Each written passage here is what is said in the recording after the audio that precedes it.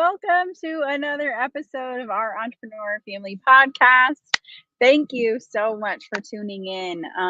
Hey, it's been a couple weeks, and so I'm excited to be able to chat with you all. Today's episode is just going to be short and sweet. I'm excited to chat with you about all things events. So let me just dive right in and tell you this story. So Darryll and I have been running events for close to 10 years. And when we were both leaders and on staff and working at this church in Mount Pleasant, Michigan, we actually spearheaded this yard sale to try to raise funds because we had a building campaign happening. So we were asking everyone, like, hey, grab all your stuff that you don't want, that you would have taken to Goodwill. We're going to do a big church yard sale. And so we were like digging stuff out of the attic, and we had, church members bringing stuff from home that they would have sold. We literally, like, college students were moving out. And so we were going on campus and getting like their couches and their end tables and like all this crazy stuff.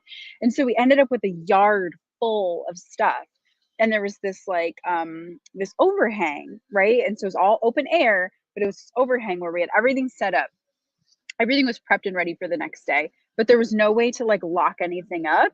And so we volunteered to sleep outside under the overhang on one of these like couches that we were getting ready to sell. And we're like, you know what?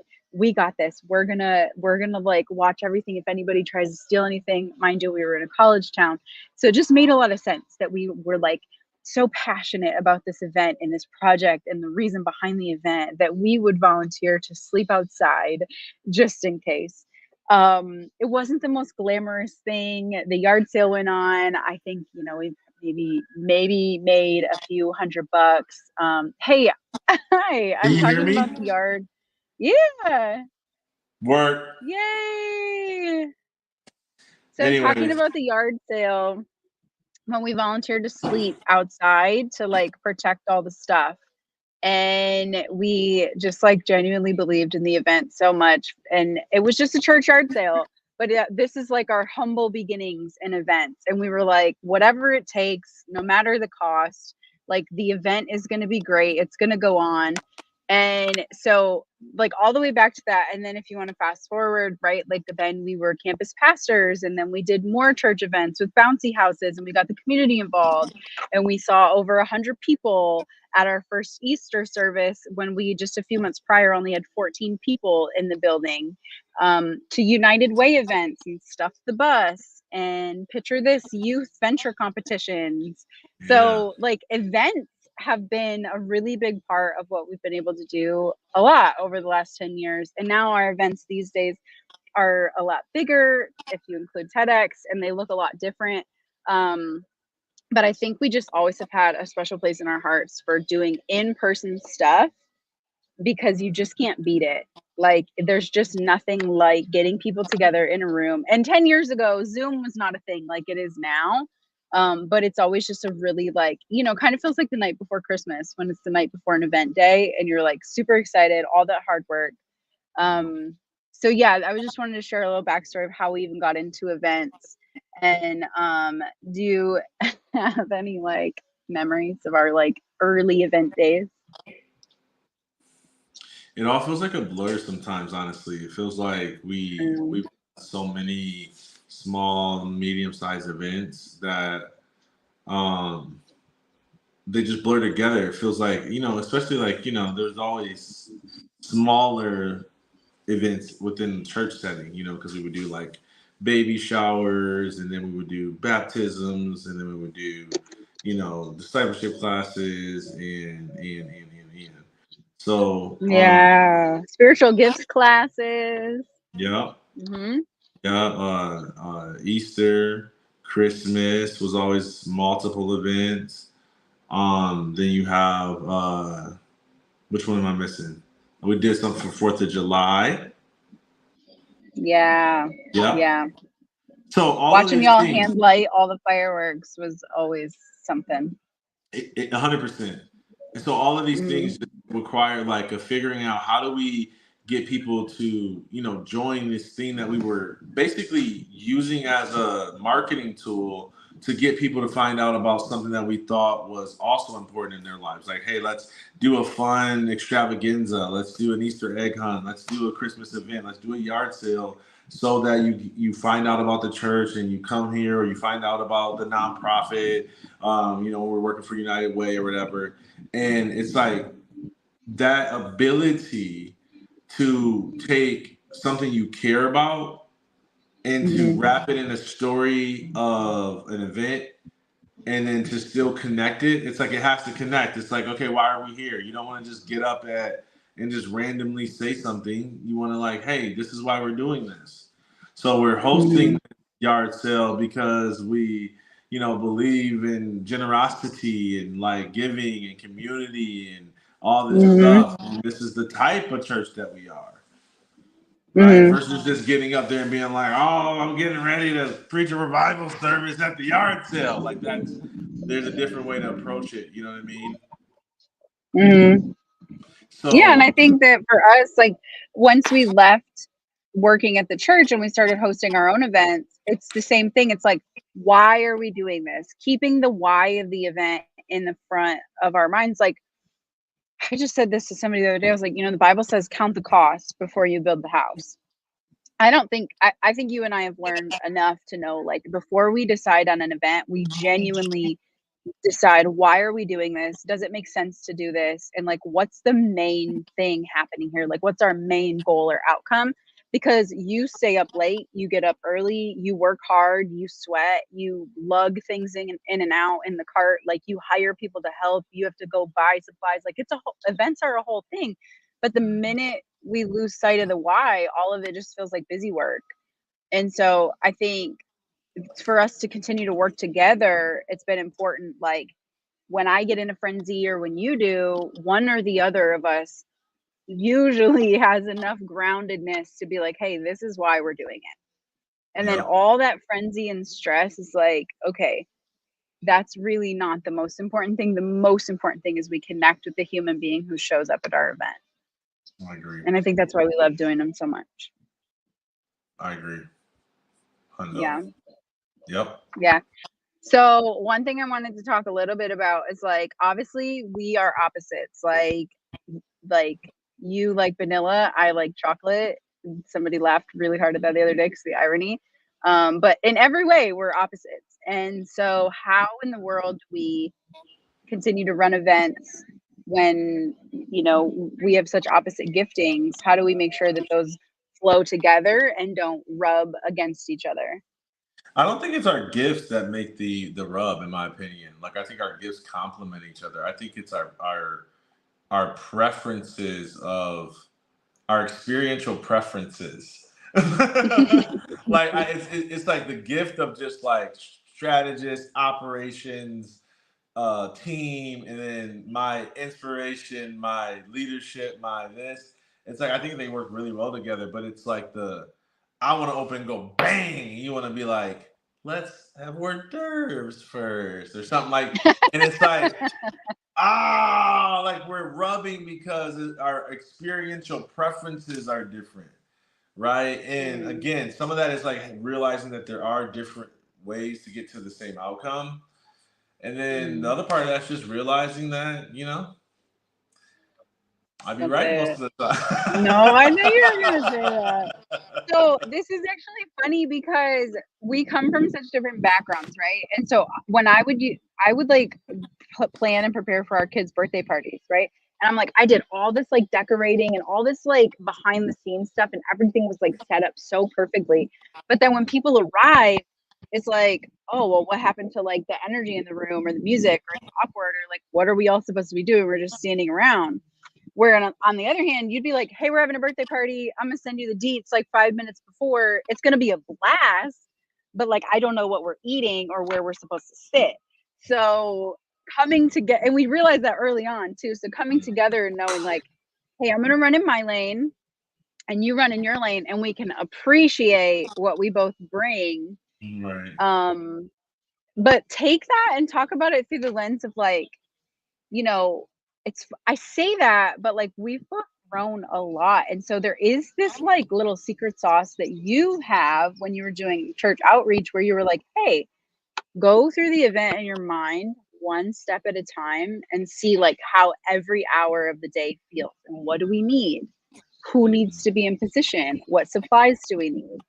So that's a level of like logistics, administrative and stuff like that. And then there's this like nurturing mom side of me that I bring. So I think as we continue to grow, our gifts do expand and evolve. And so we make sure to make room for those and value them in one another.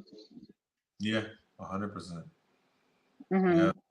I agree. And by the way, y'all, if y'all are tuning in, man, again, we're in our Entrepreneur Family podcast. And, really right now we're talking about doing events together. We're hosting an event next weekend, Saturday, August 17th. It's in Franklin, Tennessee at the Williamson Inc. Chamber of Commerce building. There's limited spots because we like to keep the room intimate so that we give each person opportunity to get multiple iterations of feedback on their story and its integration into their life and business.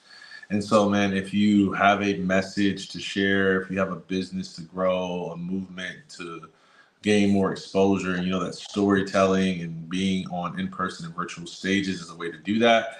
It's going to be an amazing event for you to come out to, man. I'm excited to pour into you. I know my wife is as well. And again, going back to our giftings, being similar to one another in that space, I really get to the core of the essence of like, man, is it your flavor? Is it your fullest expression? Right? Like, is your message saturated with that essence and being, because that resonance is going to further your reach. And then my wife Mm, has real strength to be like, okay, you've got all this energy, this expression, this blossoming, this power, and this craft, but make it make sense. Like connect the dots, put it yeah. and deliver it in a way that's going to lead to, more course sales, book sales, clients, views, whatever the outcome of the particular message is. So you'll have an Mm, opportunity to come through. Like it's going to be like circuit training at the gym where you're going from like station to station, kind of like getting these reps and iterations of your story. So I think if you are ready to get in that lab, we got lots of stuff to help you up level. absolutely. And the events are they're not live streamed. They're not because you can't have the same experience on Yeah. this medium as you can in person. Like it's worth it to get in person. And I tell this story all the time. We were driving from Atlanta to Nashville. That's a 4.5 hour drive.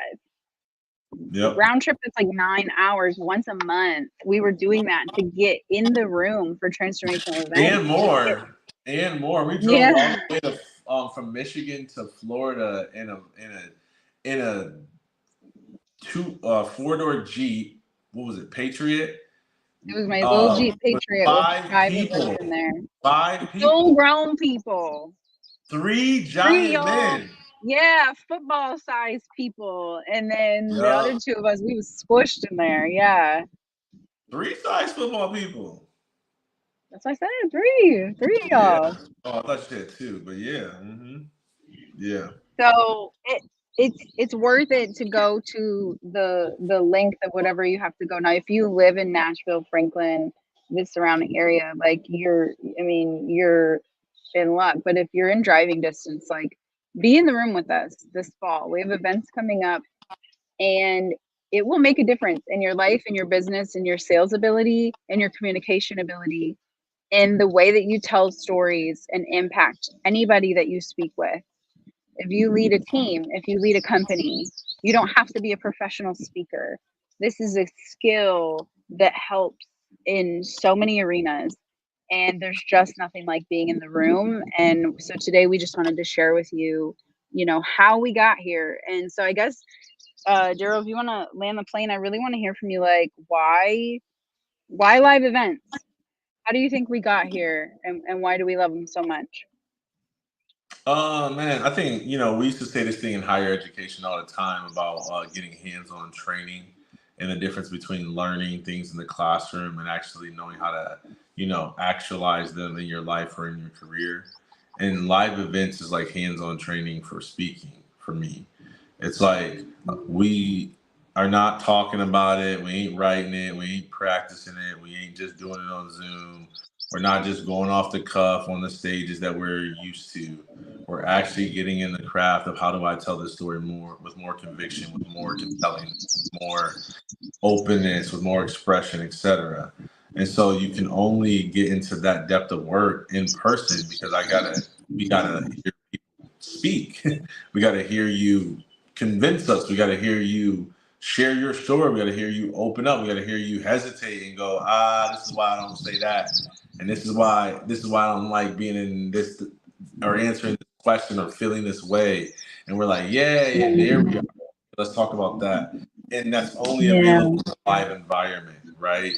Yeah. So, there's that part of it. And then there's obviously like being able to read a person's energy, feel a person's vibe. It's like, yeah, you can definitely develop a relationship online. But if you're gonna like go into the next level of intimacy, you got to meet in person at some point. You got to go from the dating app and the DMs. Remember AOL AIM back in the day? You got to go from Yeah. AIM to in person. You got to go from Clubhouse to meeting people in reality. You're like, Yeah. oh, okay. It's not just that I can see the upper half of your body because we no longer on Zoom. It's like I can feel who you are, your energy. I get you. Yeah. Now I can actually help you to express that message more because I see a difference and a disconnect between like the brilliance and the light that I experience in person in the way it's showing up online. And I'm not talking about your brand imagery, right? Because people can hide behind that. I'm talking about when you show up on video. I'm talking about when Yep. you show up on stage. That. So come on out, man. Next Saturday, and then again, we're hosting these just about every month for the next couple months. So, and then we'll Yeah. do the same thing in 2025, unless Oprah hire me, you know. So, so I don't know, man. That's it. Anything else you want to cover?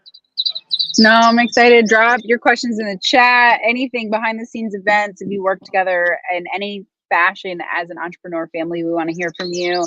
And most of all, we want to see you next Saturday. Yep. Love it, man. If you're watching the replay, make sure you engage. Let us know where you're tuning in from. Let us know if you got events questions, speaking questions. Man, y'all, last thing I'll just say on a encouraging tip is just never underestimate the power of your story. As cliche as it sounds, the number of times I thought my story wasn't necessarily worth sharing, not because I didn't think I had a story to share, but because it was like there's so many more people who have overcome so much worse things than like a depression spree after I didn't make it to the NFL. Like boo-hoo, right? Like you didn't do something that only 1% of the planet of people get to do. And I was so focused on like comparing my story to other people that I missed how many people are in this world that actually need, exactly what I had to share. And more importantly, that it was a calling and I was supposed to be a vessel for God to flow through in this way. And so, man, it's not about having some story that's so much better than anybody else or so deeper. It's not about having some so much more brilliant. It's about this, like, hold on, I know that this is a part of how I'm supposed to serve the world through this gift. I know I'm supposed to be a vessel. I know I'm supposed to be a messenger. And I need some guidance and support on how to do that and monetize that. Come get it in. All right, y'all. Till next time.